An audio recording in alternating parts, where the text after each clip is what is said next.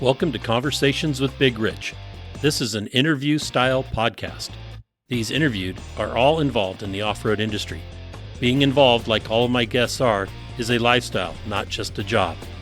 I talk to past, present, and future legends, as well as business owners, employees, media, and land use warriors.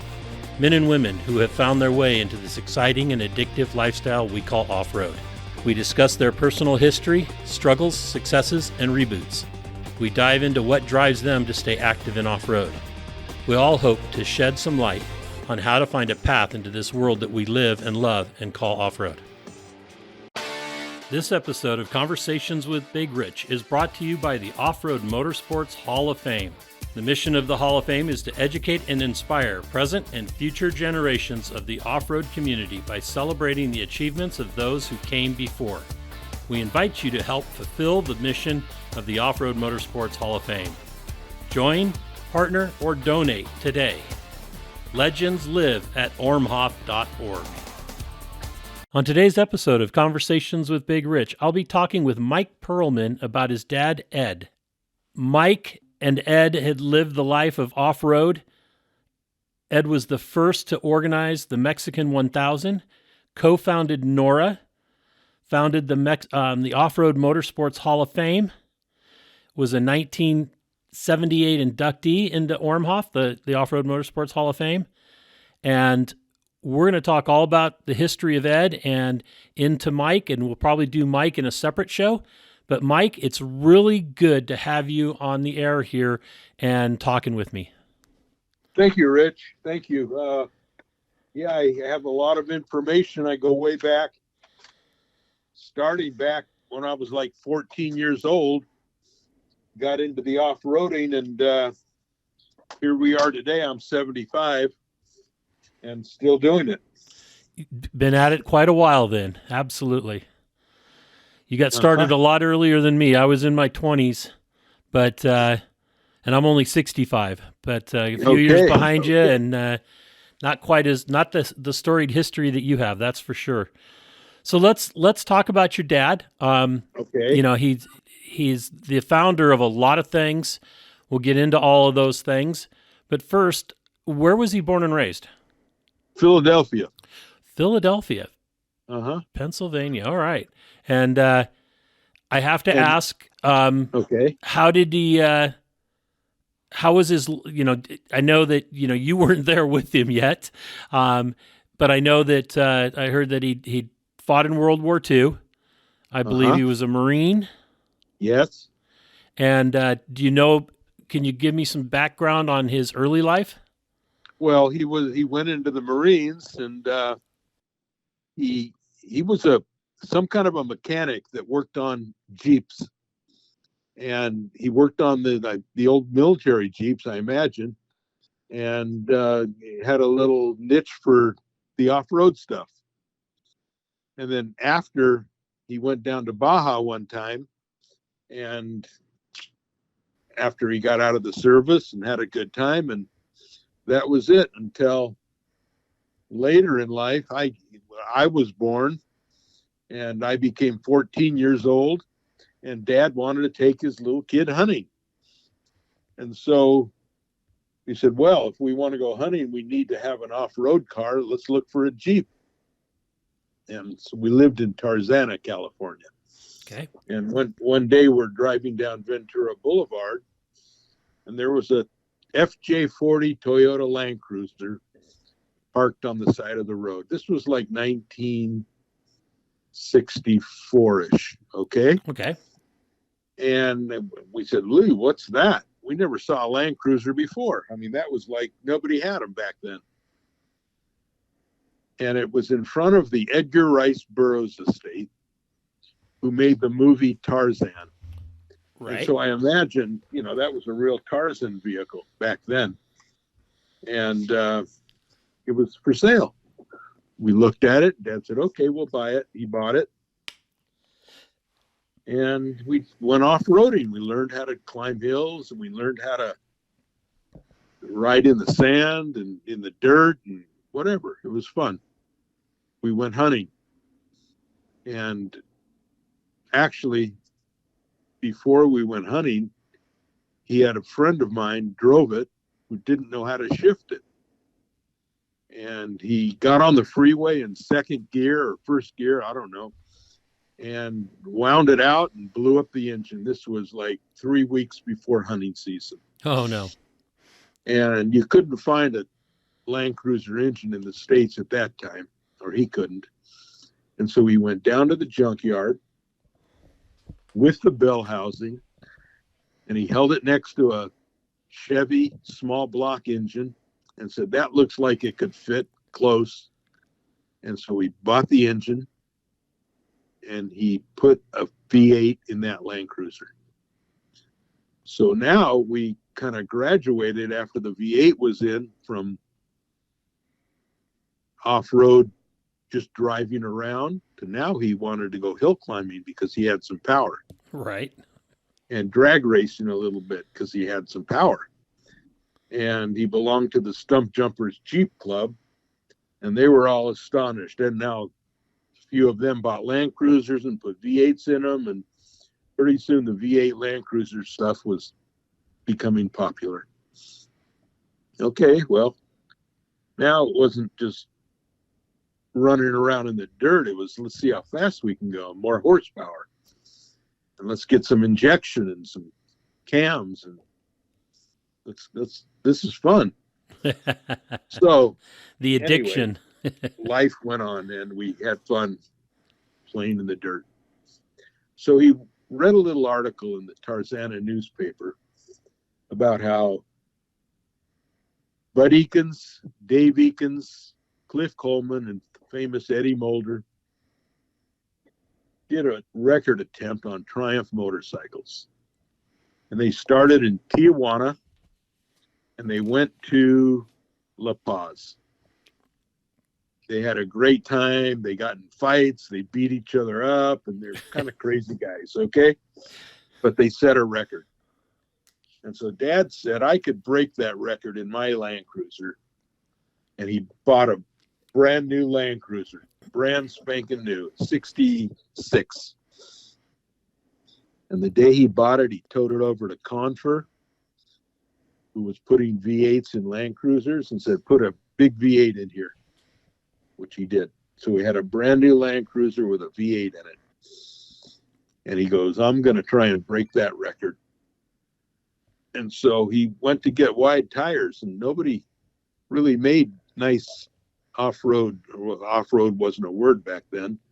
Nobody made nice tires for the dirt for vehicles like that. So we found a little ad in the newspaper, the Los Angeles newspaper, about somebody selling farm implement tires out of the newspaper. So he went to his garage at his house. He had a bunch of tires in there, and he said, I'll give you the tires if I can be co-driver on this event. Okay, and there were Armstrong farm implement tires for the front of tractors. So they put them on, and this guy and my dad went down, and they had a great time. They broke down, they broke a shackle, and they did not break the record, but they had a good time. So when they got back, my dad said, I'm going to put on some kind of an event, not an off-road event, some kind of an event, because this was a lot of fun. And if we could only get like 60 entries, we could have at $100 an entry, that'd be enough money to pay for the event. Okay. That was like $6,000, he was thinking. Okay, so they got back, and the co-driver that gave him the tires said, I'm going to sell off-road equipment. His name was Dick Sepek. So Dick Sepek did his thing, and my dad did his thing, and they both were successful. Dad put on the first Mexican 1000. Dick Sepek sold equipment. Anyway, that was the story, how Dad got into off-road racing. So back in the day, Dad had a little office, and he decided he was going to put this event on down in Baja. And so we called the National Road Racing Association, NRRA, and said, look, we need to make a rule book. I need someone to help me make a rule book and maybe use your rules and alter them a little bit for our event. And so the NRRA sent down Jack Brady and John Christie to help Dad. And they met behind Dad's business. He had a flower shop at that time. And I drove up, and I was the young kid there. I was 19, and these were all adults. And Jack Brady and John Christie pretty much said, well, we need a name for this new racing, or this new rally, excuse me. It wasn't really a race. We called it a rally. And I'll explain that in a minute, why we did that. But they said, we need a new name for this event.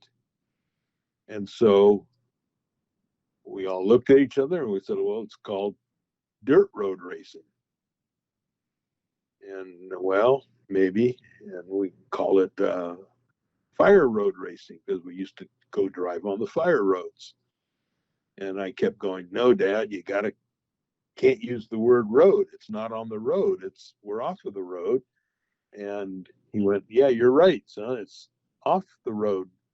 Let's call it National, instead of NRRA, let's put an O in there, and it's National Off-Road Racing Association. They just put the word off in there, and that's how they got the word off-road. But at one point, they had to take the word racing out of it, because when Dad went to buy insurance, they said, we don't insure racing. And if this is the National Off-Road Racing Association, we can't insure you. And Dad said, no, you misunderstood me. This is the Off-Road Rally Association. And they said, oh, it's a rally? And Dad said, yes, it's not a race, it's a rally. And they said, okay, we can insure you. And he bought insurance. So off-road racing or off-road rally, call it what you want, but they got the insurance and they put on the event. And so they promoted the first Mexican 1000. They got 68 entries, and it was a hit. It was a lot of fun. At $100 an entry? I believe that's what it was. Yeah, it was right around that, maybe 120. Okay. Can you imagine putting on a race like that now for $6,000? No, not really. Maybe. Okay. So they put on the event. Pete Condos said, I don't know, this is too much work for me. I'm so busy with my company. And Dad got a hold of Don Francisco somehow. I think Vic Hickey, who worked with Chevrolet, introduced him to Don Francisco, and he goes, this guy could really help. And Don Francisco was the editor of Hot Rod Magazine. And back in the day, if you remember, you could write a letter to Hot Rod Magazine going, Dear Don, I've got a 48 Ford, and I want to put a 38 Oldsmobile rear end in it. Is it going to line up? How am I going to do this? And Don would write you back. Dear Don would write you back. Yes, you can do this. You got to do this. You got to do this, but you can do it. And that was Don Francisco. So Don became my dad's partner. And Don got a hold of Vic. Well, Vic Hickey got a hold of Don. They got a hold of Bill Strop, and they knew everybody in the industry because they were with Hot Rod Magazine. And the first race was a real hit. And it went on from there. Did you get to go on that? Did you get to go along on that first race? Yeah, I was 19 years old. Okay, 19 at that point. I got to tell you just a quick little story. Absolutely. We started in Tijuana, and we're going to start at a hotel in Tijuana. And all of a sudden, everybody got to the hotel, and the parking lot got to be real small. Like, Dad said, they don't have room for all these cars. And so Dad said, what do we do? So I don't know. So they got up in Don Francisco's airplane, and they did circles around Tijuana looking for a big parking lot. And they said, well, what about the bull ring over there on the Pacific Ocean? And they said, oh yeah, the bull ring. Well, let's go check it out. And so the gate was unlocked. They said, let's use it. They didn't ask permission. They just said, let's use it. So they put word out to all the entries, go to the bull ring. They drew a map of how to get to the bull ring. So they're all in the bull ring, and that's where the first race started. The owner of the bull ring came by and said, what are you guys doing? Well, the gate was open, so we just came in. We used the parking lot here. He goes, well, okay. And they made a deal, and they used the bull ring. Nice. They went down the toll road, and they had to pay for each car at each toll booth because the toll road was working back then. So Dad put somebody with cash at each toll booth, and as one car came by, he'd pay cash, and they'd go through. Okay. They got to Ensenada. They spent the night and had a restart in Ensenada and went down the peninsula. There was checkpoints that they had to stop at, different towns, and made it all the way down to La Paz. And when they got to La Paz, the finish was there. And what happened to me is I landed in La Paz early because Dad had hired a couple of DC-3s, or at least one at that time, to fly all the crews down to La Paz.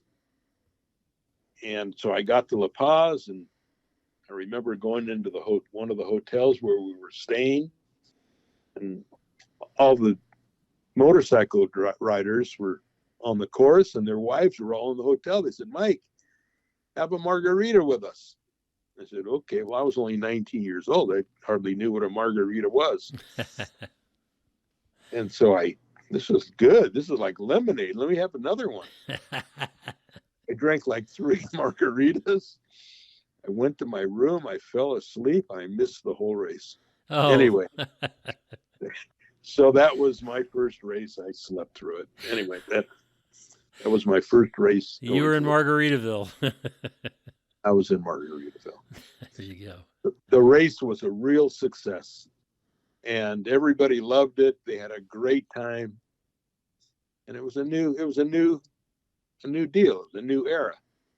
And Bill Stropp got behind it. He built a Bronco. Vic Hickey built the Baja Boot. There were other fellas that had buggies, and back then you could just take a Volkswagen, kind of cut the body off or use the body and cut the fenders off, and you had an off-road car. It was simple back then. And the course was kind of unique. The truck drivers used the course to go down Baja. There was no pavement. Actually, the pavement ended in Camalú, I believe. So it was all dirt roads. And that's how the first Mexican 1000 got started. So it was just, you got the race was on the main road, even though it was a dirt road. Oh yeah, and there were trucks going down the road, semis. Right. And they just took their time and got the supplies down to La Paz or Cabo, or down to the little villages all the way down. Nice. So do you know what it was like for your dad to organize the race then with Don Francisco? It was almost a full-time deal. Dad was up in the office every day. And they hired a few more people to do media and write stories. And it was a full-time deal for Dad. Yeah. Dad ran the race until 1973, I believe. Okay. Right. They also did the Parker Dam 500. They did the Baja 500. And then he had a problem with one of the officials down in Baja. I think it was the mayor of Ensenada or the mayor of Baja. I'm not sure. And he said, well, you can't come down to Baja anymore. And then SCORE came down and did their event, and NORRA was pushed out. And so that was kind of the story with NORRA. Wow. And it was just a difference of opinion, or the guy wanted money. Money, yeah. And I think somebody that was close to Dad said, if you start paying off money, it's never going to end. So be careful. And so they didn't pay it. And I guess the guy got upset, and his son put on the event, and it was a disaster. And then Mickey Thompson came in and said, I'll take this, and figured out and did it. Do you know who that was between NORRA and Mickey? Between your dad and Mickey? Do you remember who No, I do not. Okay. Oh, I forget the name. All right. No worries. It was the mayor or the governor's son. Oh, okay. Of Mexico. He put the Mexicans tried to put it on themselves. Okay. Right. Yeah. But they were friends with Mickey Thompson, and Mickey stepped in and said, well, I can help you. And so he did. Was your dad bitter about that? Very much. Yeah. I would imagine. He was very bitter. He went into a bit of a depression. He went into his tackle shop, and he started making rods and reels, and just forgot about off-roading. Got back into fishing.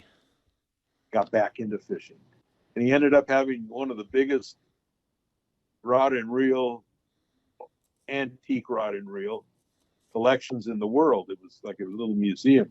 Wow. And he made fly rods. And anyway, Dad went on and passed away. And then I brought back NORRA. I said, okay, a few years after Dad passed away, I said, I'm going to bring back NORRA. A friend of mine wanted to do a movie. And the movie, it was Michael Naval.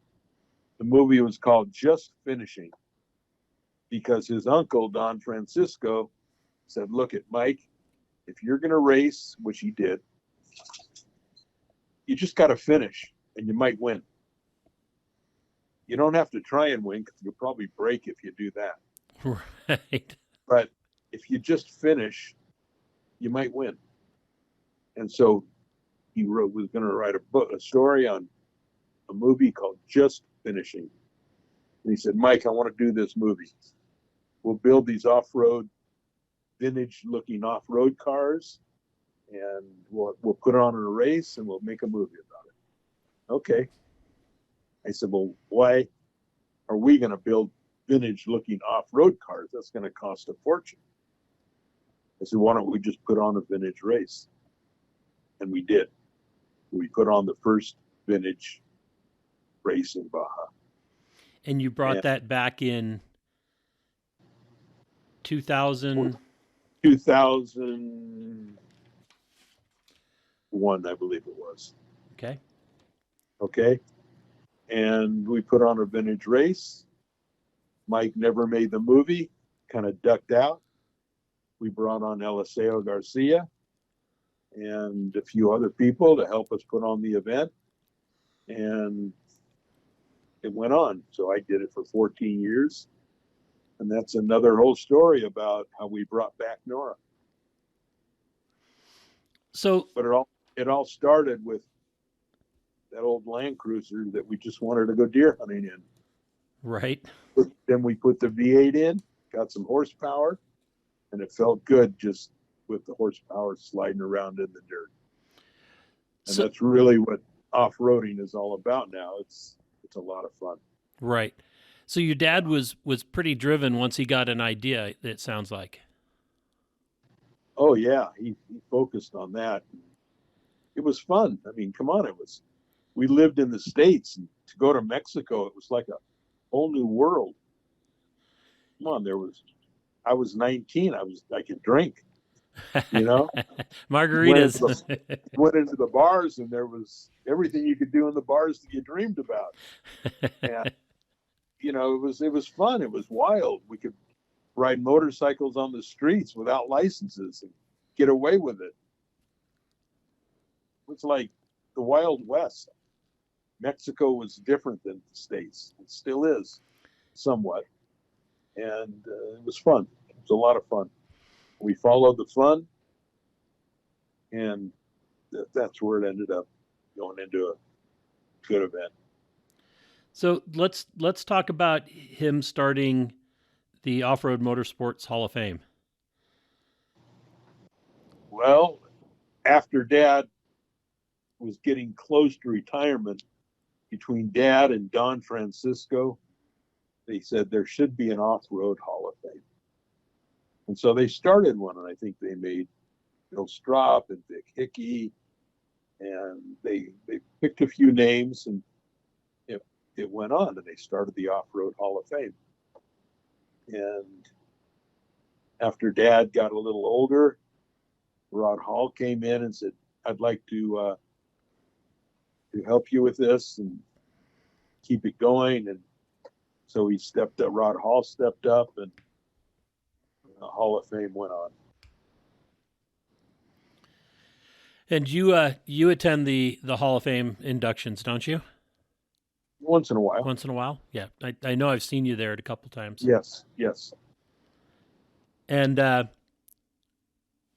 you want to talk about your dad when he did the Mexican 1000 and then NORRA?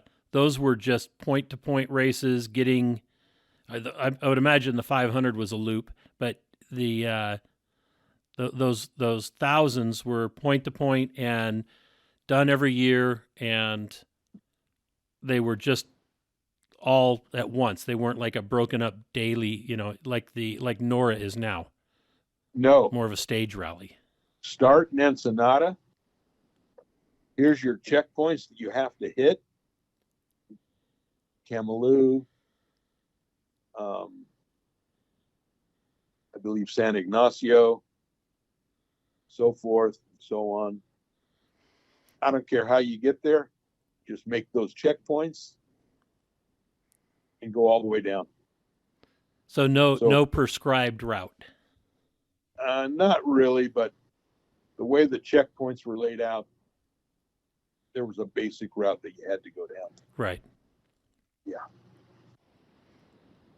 And I believe Dad brought all the fuel down at the beginning because fuel was difficult to get down there. They didn't know where they were going to get it. So he had big fuel trucks go down, and we supplied the fuel. Probably right along those checkpoints. Yes. And did he just have friends man those checkpoints, or do you know how that worked out for him? Well, anyone he could get, friends, volunteers, whoever he could grab did the checkpoints, and they did it. I'm not sure where he got them or how, but I was a little young back then, but I was still going to school.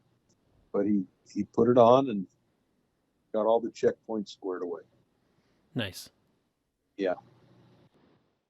But the checkpoints were not really timing checkpoints. They were just, you went through here. Okay, we'll put a mark on your tag. You were here. We'll take pictures and so forth. And because the time went from Ensenada all the way down to La Paz, that was in and out. There was no in between timing. Right. And no radio communications. There was no GPS. He got a hold of some guys with the big radios. They had to set up big antennas. It was, I'm not sure what the name of the radios were. The shortwave radios, maybe. Right. Back then, it was all there was. It was, they set up these big radios, big, huge antennas, and they could talk from radio checkpoint to radio checkpoint. Yeah. But no satellite communications. It just didn't happen. Right. Maybe everybody had a CB radio. Okay. Right. And back then, the CB radios were big. Every cars had them, and they didn't go very far, but they had them. Communications were very sketchy. Yeah, but they learned to work with it. That's all they had, so they had to. And what about like all the other things that we take for granted now, like, you know, the medical staffing along the way and pit supports and all that kind of stuff? Was that all just left up to the teams? Yes, pretty much. Pretty much, yes. Wow. I mean, we didn't. Pretty much, yes, yes, yes. I remember there were some accidents where Bruce Myers rolled over one year, and I think we got an ambulance to him pretty quick, but I'm not sure. It might have been, I mean, quick back then was within a couple hours, maybe. Okay. So we didn't have a helicopter to fly down. We just had the big DC-3 airplanes to take the crews down. And Dad kind of said, okay, threw the green flag in Ensenada. Okay, we'll see you down in La Paz. Bye-bye. You're on your own. Kind of how it worked. Sign this release, please. Yeah. Yeah. Things were a lot different back then.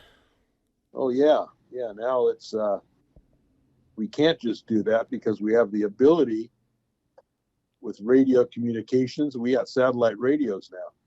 Right. And I don't care where they are on the course, we can talk. I mean, NORRA, when I took it, we had 35 satellite radios. We put a radio in all the checkpoints, all the timing checkpoints, put one in every ambulance crew that we had. We had like 6 or 8 ambulance crews that followed the whole event down each day. The airplane, we have an overhead airplane. We didn't have that back in Dad's day. Matter of fact, they had little tickets that went in each car. And if you had to send a message, you wrote a note on the ticket on this, it was called a stuck stub. Okay, a stuck stub. Okay. And you handed it to the next car that went by. And they were supposed to turn it in at the next checkpoint. And the checkpoint captain was supposed to, if there was a stuck stub that came in, he was supposed to try and figure out how to get that guy out of there. Wow. That was how it was. It was paperwork that went from car to car, stuck stubs. Yeah.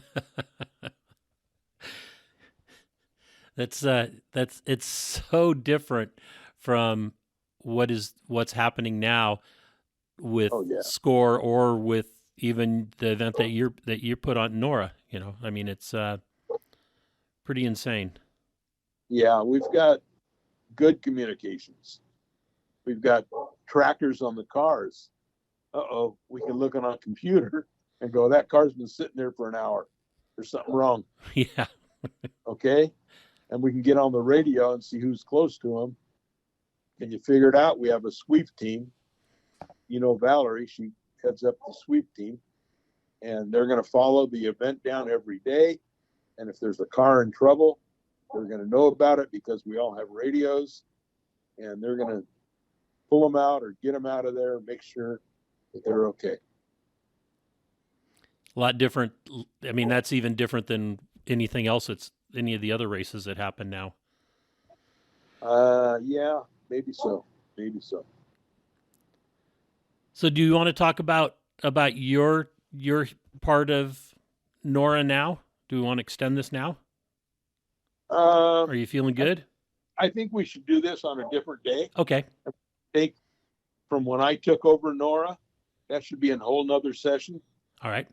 And go from there. But I think I've given you kind of the basics on how NORRA got started. And it was all because Dad wanted to take his kid hunting. We had to have an off-road car. Got some horsepower. The off-road car became a race car. And the race car became a race. There you go. and There you then history. Yeah, there's a lot of water under the bridge, a lot of stories, and he was a big time in my life for sure. I've kind of put it behind me a little bit now, and we'll see where that goes. Well, perfect. Anything else you want to say about your dad? Well, I miss him very much, and I think he had a good vision, and I'm glad he handed it to me, and I was able to take it and do something with it. Absolutely. I'd like to come down and do the NORRA at some point. Haven't had a chance to follow it along or be part of a team or anything yet, but it's on my life list. Well, maybe you should find a vehicle, and I'll drive. You can tell me where to drive and be my co-driver, and we'll finish the story here. That sounds like a great idea. Doesn't it? It does sound like a good idea. So anybody that listens to this, if they'd like to see Mike and Big Rich in their vehicle. Wait a minute, Rich. Wait a minute. Yes. I'm not going to just take any vehicle. I want to pick one that's going to finish. Oh, absolutely. And that we might win if we just finish. There you go. Okay. That sounds great. So if anybody's got that vehicle sitting there, get hold of Mike or myself. Yeah, we'll do a good story for you. There you go. Excellent.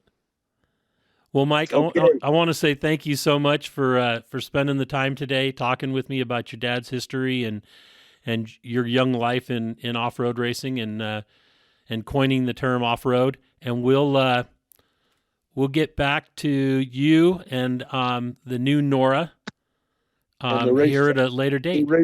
And the race car that we're going to get. Okay? And there we go. Maybe by then we'll have something lined out. Okay. All right.